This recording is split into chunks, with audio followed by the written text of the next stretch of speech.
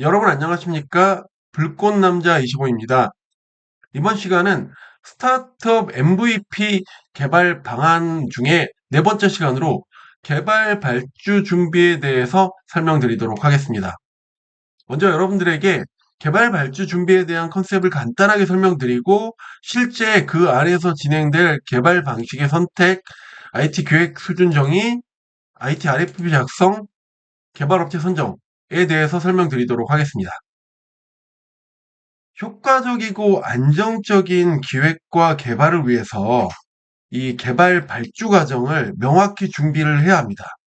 이 과정에 해야 될 게 네 가지가 있다라고 이전에 제가 몇 차례 설명을 드렸는데, 첫 번째가 개발 방식의 선택, 두 번째가 IT 기획 수준 정의, 세 번째가 IT RFP 작성, 네 번째가 개발업체 선정입니다. 각각에 대해서 제가 하나하나 설명을 좀 드리려고 하는데요. 개발 방식 같은 경우는 이 IT 시스템요, 개발이라는 컨셉은 하나예요. 근데 실제 해당 개발을 진행하는 방식이 정말 정말 다양합니다. 비전공자분들은 이러한 그 다양한 방법에 대한 인지 자체가 없는 경우가 상당히 많아요. 그래서 실제 개발을 진행하려고 할 때 어떻게 할까요? 라고 이런 방법을 물어보는 업체의 무릎 앞에서 여러분들이 알아서 해주세요 라고 이야기하는 경우가 상당히 많습니다. 근데 이런 식의 진행은 결국 많은 비용과 기간의 손실과 직결이 될 수가 있습니다. 그래서 여러분들이 본격적인 개발을 하기 전에 이 개발 방식에 대해서 명확한 정의를 해야 하는 게 필요합니다. 자, 그러면 어떤 게 개발 방식이라는 거지? 라는 부분들을 먼저 제가 좀 여러분들에게 설명을 드려볼게요. 자, 이 개발 시스템 구축을 할 때 완성된 제품에 조금만 우리 거를 쓰게 하는 방법이 있어요. 그리고 솔루션이라는 걸 도입해서 이미 만들어진 프로그램을 도입해서 그거를 좀 변경해 가지고 우리한테 맞게 하는 방법이 있습니다. 그리고 아니면 처음부터 내가 완전히 우리의 그 서비스에 맞는 시스템을 기획해서 개발하는 형태가 나올 수 있어요. 이게 이 특정 그 방법이 좋다라는 개념이 아니에요. 내가 기획하는 시스템이랑 어느 정도가 맞는지를 보고 판단을 해야 되는 겁니다. 그리고 기획이나 개발을 할 때도 이 기획과 개발을 동시에 계약 진행을 할 수도 있고요. 그다음에 기획을 따로 먼저 하고요. 개발 업체를 따로 선정할 수도 있고, 또 이런 경우에 기획과 개발을 따로 하는데 똑같은 업체의 그 기간만 따로 나눠서 할 수도 있고, 여러 가지 선정 방법이 있는 거죠. 그리고 개발을 할 때 여러분들이 할 서비스를 PC와 모바일을 무조건 다 개발할 것인가? 이게 비용하고 직결이 되기 때문이에요. PC, 모바일을 두 개 다 운영을 하면 그만큼의 비용이 들어가니까. 그럼 우린 모바일만 할까? PC만 할까? 이런 것들도 결정을 해야 되고, 그 다음에 이제 모바일을 요즘 기본으로 하는 서비스를 다 해야 되는데, 이 모바일을 그 개발을 할 때 굉장히 다양한 방법이 있습니다. 화면을 보시는 것처럼, 뭐, 그 모바일 웹, 반응형 웹, 웹앱, 하이브리드 크로스 플랫폼, 네이티브, 이런 이야기들을 여러분들이 선택을 해야 되는 거예요. 그리고 어떤 기준에 의해서 내부 조직이 개발해야 될지 아니면 외부 업체 토입을 통해서 개발을 할지 그리고 여러 가지 그 외에 브라우저는 웹을 쓸 경우에는 브라우저를 어떤 종류로 할까요? 보안이나 이런 걸 어떻게 할까요? UI, UX는 어떻게 할까요? 이런 내용들을 선택을 해야 되는데 사실 여러분들이 이것들을 그 잘 모르시거든요. 그래서 이런 내용들을 최대한 여러분들이 공부를 하거나 사실 그 제가 나중에도 설명드리겠지만 IT 전문가가 주변에 있으면 좀 도움을 받는 게 이럴 때 필요합니다. 자, 제가 그래도 기본적으로 의사결정에 대한 기준을 아주 간략하게라도 좀 가이드를 여러분들한테 드리고 싶어서 설명을 드릴 건데요. 먼저 완성된 제품 솔루션 도입, 커스터마이징, 그 SI 개발 요런 형태로 좀 그 여러분들이 이해하기 쉽게 설명을 드리면 쇼핑몰 같은 걸 개발하는 경우도 있어요. 내가 뭔가 제품을 하는데 남들이 하는 쇼핑몰이랑 크게 다를 게 없어. 라고 하면은요. 이미 남들이 하는 것과 거의 유사한 서비스를 하는 경우는요. 이걸 여러분들이 따로 만들 필요가 없습니다. 이미 완성된 시스템을 가지고 있는 업체들이 많고요. 그런 업체들한테 우리 거에 맞춰서 화면만 조금 변경해 주세요라고 하는 형태로 그 가는 게 좋습니다. 근데 이게 이제 여러분들이 저는 그런 쇼핑몰이 아니라 우리만의 서비스를 별도로 개발을 해야 되기 때문에 나만의 서비스를 개발을 해야 돼요. 라는 성격이 강할수록요. 처음부터 끝까지 새로 개발하는 SI성의 개발을 하는 것들로 선택을 하는 게 좋습니다. 완성된 제품 같은 경우는 어떤 성격이 있냐면 도입 비용이 굉장히 저렴해요. 이미 만들어진 프로그램을 쓰니까. 프로그램 같은 경우는 원가 개념이 없어요. 데이터를 복사해서 붙여넣기를 하면 새로운 시스템을 만들 수가 있기 때문에. 그런데 여기에 이 커스텀 비용이 비싸요. 그러니까 딱 만들어진 거를 제공받는 것까지 싸는데 여기서 이런 경우가 많습니다. 화면 하나 다 달려고 그랬더니 이 화면 하나 개발하는데 뭐 몇백만 원, 몇천만 원 달라고 하는 거예요.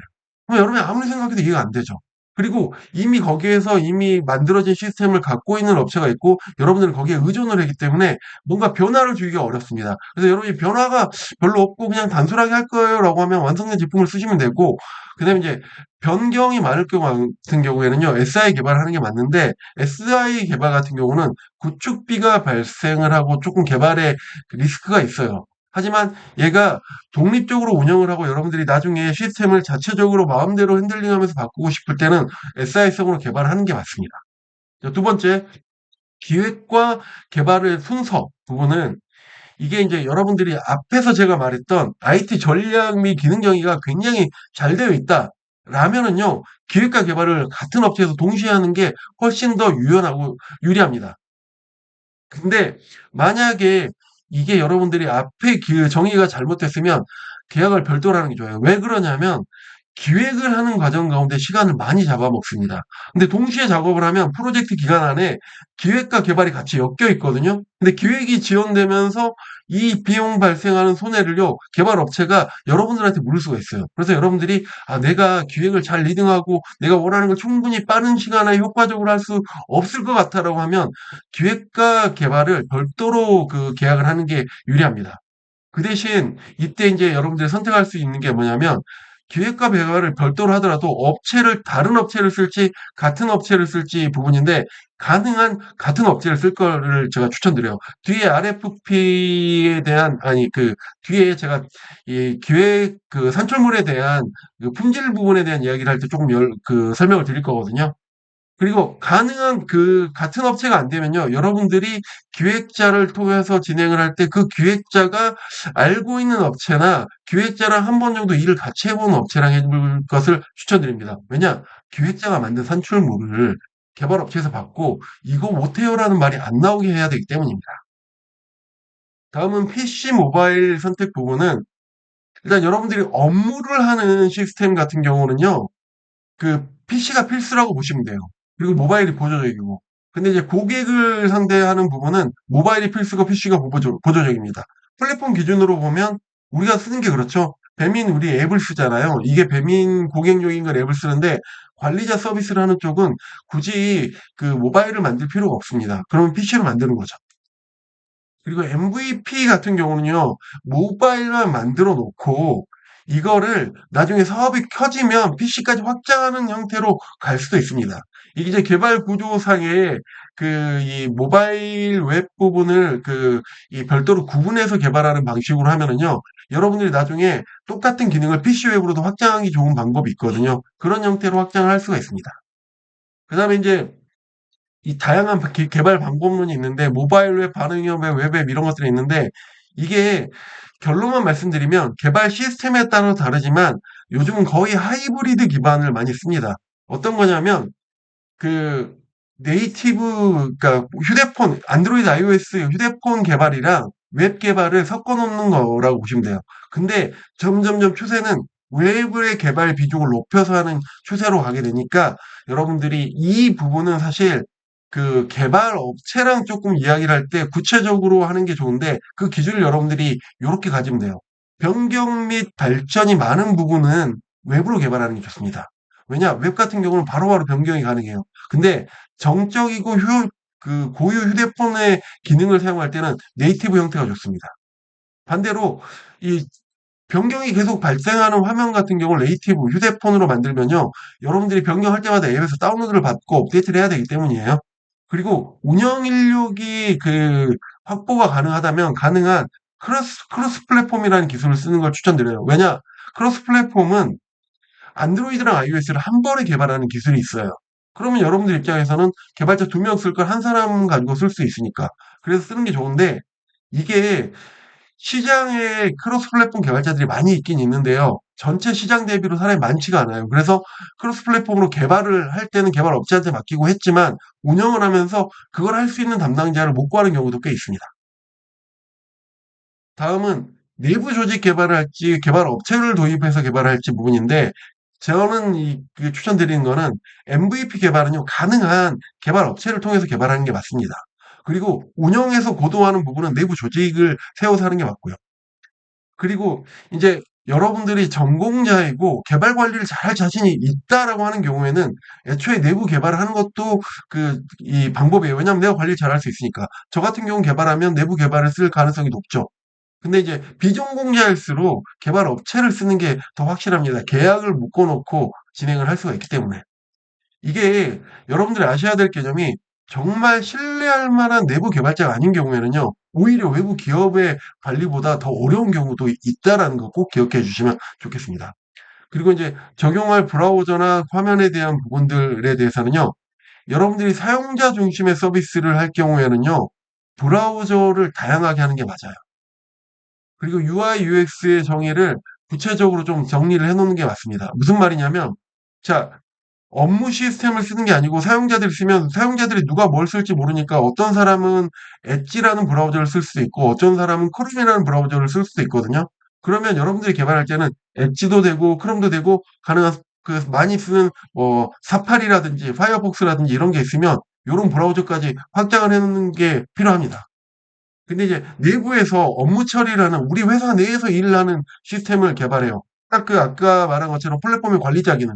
이런 거 개발을 할 때는요, 사실 여러 브라우저를 적용할 필요 없고, 하나의 브라우저에 픽스를 해서 진행을 할 수 있도록, 그리고 UI, UX도 예쁘게 할 필요 없고, 딱 간단하고 심플하게 해서 비용을 최대한 아끼게. 제가 여기서 브라우저를 줄이는 이유는 뭐냐면요. 브라우저가 다양해질수록 같은 개발을 하는데 들어간 에너지가 더 많이 들어가고요. 브라우저는 하나로 딱 고정을 하면 더 효율적으로 개발을 할 수 있기 때문입니다. 자, 이 개발 방식을 이제 정하는 부분에 가이드를 간단하게 제가 드렸고, 여기에 대한 의견을 좀 드리면, 해당 부분을 가능한 정확하게 확정하고 발주하는 게 필요한데, 얘가 명확하지 않으면 보통 업체의 상황에 따라 끌려가요. 왜냐하면 업체 입장에서 우리가 크로스 플랫폼 개발자가 없으면 크로스 플랫폼이 더 좋은 것 같은데도, 아, 이거 네이티브로 안드로이드 iOS 따로 개발하세요. 이렇게 하게 되니까요. 그래서 그 결과가 최선이 아닐 가능성이 높습니다. 그러니까 여러분들이 여기에 정리를 하는데 사실 이 부분은 제가 좀 더 자세히 설명을 드려도 여러분들이 충분히 모를 수가 있어요. 가능하다면 주변의 전문가들한테 이런 부분을 IT를 잘하는 분한테 도움을 받으면 좋습니다. 왜냐하면 프로그램에 대한 내용이 아니라요. 기술에 대한 부분이라서 이런 부분은 IT 전문가들이 더 잘 알고 설명을 해주기에 쉬운 분야예요. IT를 하는 사람들 입장에서는. 자, 그다음에 이제 두 번째로 해야 될 거는 IT 기획 산출물에 대한 정의, 수준 정의입니다. 이게 기획과 개발을 별도로 할 때 반드시 필요한 작업이에요. 왜 필요하냐면 여러분들이 알아야 될 게 기획의 문서, 기획 작업을 할 때 CEO, 여러분들 같은 창업을 하시는 분들은 내가 봤을 때 원하는 게 다 들어가 있으면 돼라고 생각을 하고 설계 문서에 컨펌을 해버리는 경우들이 많습니다. 근데 이 설계 문서는요, 여러분들이 보고 확인하는 용도도 있지만 실제로는요, 다른 한편에서 개발 쪽에서 개발을 하기 위한 설계 자료로서의 목적이 더 커요. 근데 이거를 놓치는 경우가 꽤 많습니다. 그래서 실제 CEO 입장에서 여러분들 입장에서 잘 만든 문서라고 해도요. 내가 이 문서를 가지고 개발할 업체 쪽에서 이렇게 하면 기능 정의가 너무 설명이 부족해서요. 개발을 못 해요. 라고 이야기를 하면 여러분들이 손해를 볼 수 있다라는 거죠. 그래서 기획이랑 계약을 할 때요. 반드시 이 기획자한테 만들어낸 결과물이 개발 업체에서 필요한 수준으로 작성되도록 가이드를 하는 게 필요합니다. 그럼 이걸 어떻게 하는지 방법을 조금 제가 이건 추천드리는 방법인데요. 가능하면 실제 개발을 할 업체를요. 기획 전에 먼저 좀 컨택을 하는 걸 추천드려요. 그래서 해당 업체한테 가장 먼저 "기획과 개발을 다 해줄 수 있냐? 근데 따로따로 할 거다."라고 했을 때 그 업체가 "기획이랑 개발이랑 별도로 가능합니다."라고 이야기를 하면은요. 그 업체를 선택하는 게 좋아요. 왜냐? 자기들이 선택한 기획에 대해서 자기들 내부 기획자들이 만든 기획 자료를 가지고 "이 기획 내용이 부족해서 개발을 못 합니다."라고 이야기를 하기가 어렵기 때문입니다. 그러니까 기획과 개발의 주체를 갖게 해 놓는 것들은 중요해요. 근데 이제 만약 실제로 이제 여러분들이 만나는 업체, 개발 업체들의 성격이 어떻게 되냐면요. 기획자랑 개발자를 다 가지고 다 하는 형태의 가성비가 별로 안 나오니까 기획을 따로 하고 기획과 개발을 같이 하거나 기획을 먼저 해놓고 개발 나중에 하거나 이런 걸 안 하려고 할 가능성이 좀 있거든요. 그래서 기획과 개발을 따로 해야 되는 경우에는요. 제가 여러분들에게 추천드리는 방법은 개발 업체한테 이야기를 하세요. 나 니네 업체랑 개발을 하고 싶은데 기획을 따로 할 거야. 근데 기획자가 기획한 게 업체 쪽에서 원하는 대로 그 설계가 안 나올 수 있으니까 설계에 대한 양식을 좀 가이드해 줄 수 있니? 라고 하면 개발 업체에서 웬만하면 해줄 가능성이 높다라고 저는 생각을 하거든요. 제 경험적인 것도 그렇고. 그래서 이걸 받아요. 근데 여기 내용을 받으라는 게 아니고 양식을 받으라는 거죠. 그리고 이 기획자한테 해당 그 요구 형태로 기획이 가능한지를 문의를 하고요. 이런 문서 정도면 가능할 것 같은데요 하면 그 문의에 따라서 가능한 그 기획자하고 진행을 하시면 돼요. 이렇게 하면 일단 개발 업체에서 요구한 양식은 기본적으로 맞춰지죠. 근데 내부에 있는 내용은 또 이걸로 대응이 안 돼요. 무슨 말이냐? 양식은 다 맞췄지만 안에 설명하는 부분이 충분히 설명이 안 될 수가 있기 때문에 그런 부분은 여러분들이 실제 기획을 하는 과정 가운데 기획 문서를 꼼꼼하게 보면서 프로세스나 기능정의나 예외나 그 정책에 대한 상세 내용들이 충분히 작성되고 있는지를 여러분들이 직접 확인해야 됩니다. 이와 별거로 또 다른 하나는 여러분들이 직접 설명해야 될 부분과 기획에 의존해야 될 부분을 보고 구분된 내용 중에서 기획이 리드해주고 설명해줄 수 있는 기획자인지도 사전에 검증을 하고 진행하는 것들을 저는 추천을 드립니다. 자, 다음은 IT RFP 작성이에요. 비전공자가 개발업체를 효과적으로 관리해서 프로젝트를 성공시키는 게 정말 어렵거든요. 실제 프로젝트를 진행을 하면 죄송한 말씀이지만 제가 진행을 할 때도 가장 큰 리스크가 CEO 본인인 경우가 꽤 많아요. 왜냐하면 개발 업체는 계약을 할 때 여러분들이 말하고 약속된 내용을 기준으로 비용을 생각하고 제안을 하는데 막상 진행을 하다 보면 CEO분들은 RFP 계약서 안에 자기가 원하는 기능을 못 적는 경우들이 많아요. 근데 자기는 꼭 이걸 만들어야 돼. 그러면 나중에 가서 이거를 해주세요라고 이야기를 하면 분쟁이 생기는 거죠. 그래서 이 사이에 갭이 발생하면 근데 CEO가 강자가 아니에요. 계약을 하고 나서 진행을 하면요. CEO는 약자가 됩니다. 그러니까 내가 아쉽기 때문에 어쩔 수 없이 IT RFP를 제대로 만들어야 돼요. RFP는 혹시 모르는 분 계실 수 있어서 리퀘스트 포 프로포절이라 그래가지고 제안 요청서라는 건데 제대로 이걸 만들어야 됩니다. 그래서 이 RFP를 작성하는 방법을 좀 간단하게 여러분들에게 가이드 드리자면 여러분들 개발 방식 선택 과정에서 정리한 내용 있죠. 이게 개발 방식을 어떻게 주세요라는 별도의 내용을 만들어 놓고요. 그 안에 이 내용이 다 들어가야 돼요. 그래야지 계약을 할 때 여러분들이 원하는 대로 개발을 하는 부분들을 점검하고 계약을 할 수가 있습니다. 그리고 제가 앞에 IT 시스템 기능 정의 부분에 2, 3단계로 구조화된 자료 기반의 기능 정의를 할 수 있다 그랬잖아요. 정의를 할 수 있는 거죠. 근데 만약에 기획자가 기획을 먼저 하고 개발 발주를 하는 경우에는 기획자가 정리한 기획 자료에 대한 기능 개발 기준으로 작업을 할 수 있도록 RFP에 넣으면 돼요. 그리고 실제 이제 여기에 필수 비기능 요소들을 좀 추가해야 됩니다. 여러분 기능과 비기능에 대한 개념도 생소하실 텐데 뭐냐면 기능은요, 이 화면이 정상적으로 만들어지게 하는 거고요. 성능은요, 비기능 중에 성능 같은 경우는 이 화면에 그 조회를 했을 때 최소 우리가 쓸 수 있는 수준의 속도 안에 조회가 되게 해야 되는 거. 혹은 이 화면을 한 10명이 동시에 썼는데 문제가 되지 않도록, 100명이 동시에 썼는데 문제가 되지 않도록 하는 그런 기준들을 정의를 해야 됩니다. 실제 RFP 작성 자체 설명은 제가 이거 하라 그러면 보통 강의를 가서 이거 하나 가지고 8시간짜리 강의를 하거든요. 그래서 요거를 여러분들에게 지금 다 드릴 수는 없다는 걸 양해 부탁드리지만 앞의 과정을 통해서 여러분들이 최대한 정리할 수 있는 기준으로 정의를 하면 되고 근데 이제 규모가 적은 시스템을 개발할 경우에는요. 이게 위에 있는 내용만 적어도 깔끔하게 정리를 하고 여러분들이 점검을 해도 충분히 어느 정도 수준이 있는 RFP가 나올 수 있습니다. 그리고 이제 마지막으로 개발업체 선정에 대해서 설명을 드리면 이제 개발 방식 선택이 완료된 이후에 실제 개발할 업체를 찾는 과정이 발생하게 됩니다.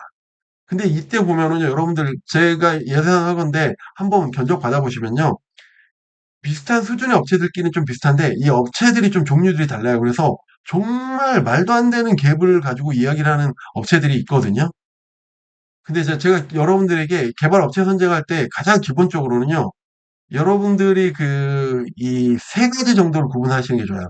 개인이랑 소규모 회사랑 일반 SI 회사.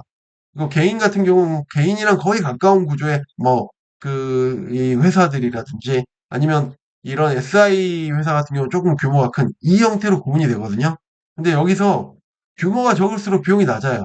근데 선택하는 리스크가 많습니다. 그래서 보통 보면 규모가 적을수록 낮은 비용이다 보니까 적은 업체를 선택해서 좀 유연하게 가려고 진행을 하는데 실제로는 개발 진행 중에 이걸 포기하는 상황들이 굉장히 많이 발생해요. 그래서 심하면 두 번, 세 번 정도의 비용을 지불하고 발생하는 경우도 있거든요. 그래서 여러분들이 업체를 선정할 때는 내가 가장 좋은 건 잘 아는 업체를 선정하는 게 좋아요. 왜냐하면 문제가 생겼을 때 아는 관계를 통해서 풀 수 있는 게 1번이고요. 그다음에 두 번째로는 너무 저비용은 좀 주의하는 게 좋아요. 여러분들이 하나의 업체의 견적을 받아서는 절대 안 됩니다. 비슷한 업체 몇 군데 딱 이야기를 해보고요. 비용이 비슷한데 그중에서 조금 저렴하고 신뢰가 갈 만한 업체 중심으로 갈 거를 저는 추천을 드리는 편입니다. 네, 이제 마무리를 하자면 개발 발주 준비는 실제 기능에 대한 정의보다 기능 외적인 개발 진행과 관련된 핵심 요구를 하는 경우가 많아요. 아까 개발 방법 같은 것처럼. 그래서 비전공자들은 이거에 대한 개념 자체가 거의 없거든요. 이 과정에 대해서 근데 모르고 진행을 하면 안 되니까 제가 설명드린 내용들을 참고하고 좀 찾아보시고 가능한 IT 관련된 사람이 요즘은 저희 농담으로 이렇게 돌 툭 던지면 그중에 한 명은 IT 하는 사람이라고 이야기를 하는 경우들이 많잖아요. 좀 알아보면서 진행을 할 거를 저는 그게 어떻게 보면 가장 좋은 방법이거든요. 추천을 드리고 다시 한번 개발에 누락된 요구나 협의 사항이 발생하면 이건 여러분한테 불리할 수 있으니까 여러분들이 이 RFP 기반의 사업에 대해서 발주라는 부분에 신경을 많이 써야 된다라는 것으로 이번 시간을 마무리하도록 하겠습니다. 감사합니다.